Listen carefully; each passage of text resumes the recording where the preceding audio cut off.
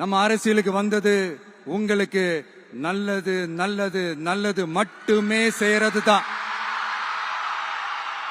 எங்களுக்கு வேற எந்த அஜெண்டாவும் கிடையாது.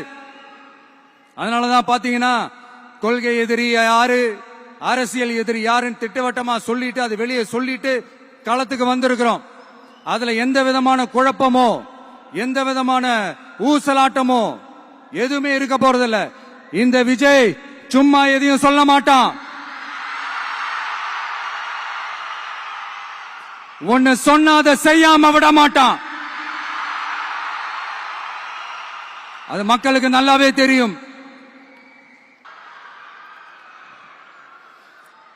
நம்ம டிவிகேக்கு சப்போர்ட் பண்ற கோடிக்கணக்கான லட்சக்கணக்கான மக்கள், நம்மளுடைய நண்பா நண்பிகள், நம்மளுடைய ஜென்சி கிட்ஸ் எல்லாரையும் தற்குறிகள்னு சொல்லி வாங்கி கட்டிக்கிட்டு இப்ப அவங்களாம் தற்குறி எல்லாம் கிடையாது, அப்படிலாம் அவங்கள கூப்பிடாதீங்க. அவங்க சங்கிகள்லாம் கிடையாது, அப்படிலாம் அவங்கள கூப்பிடாதீங்கன்னு சொல்லி ஒரு குரல்.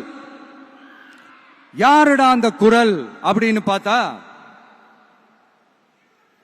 இப்ப ரீசெண்டா அறிவு திருவிழான்னு ஒண்ணு நடத்தினாங்கல்ல, சாரி அவதூறு திருவிழா. அதுல அவங்க தலைமையே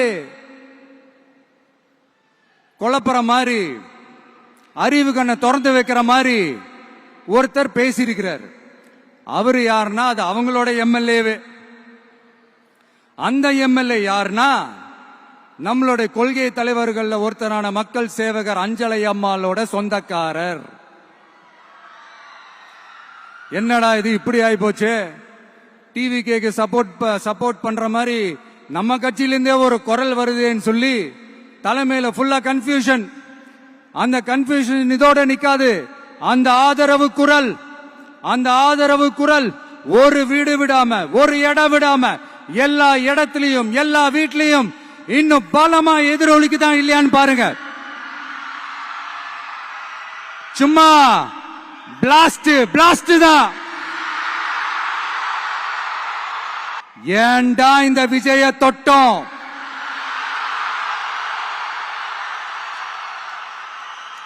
ஏண்டா விஜய் கூட இருக்கிற அந்த மக்களை தொட்டோம்? நினைச்சு ஃபீல் பண்ண போறீங்க.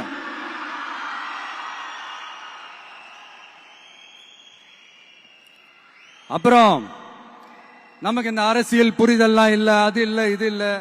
அப்புறம் நான் கேக்குறேன், மக்கள் எல்லாரும் உங்களுக்கு தற்குறிகளா?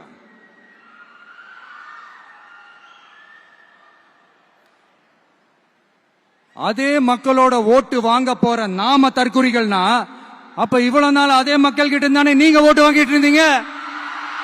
அப்ப நீங்க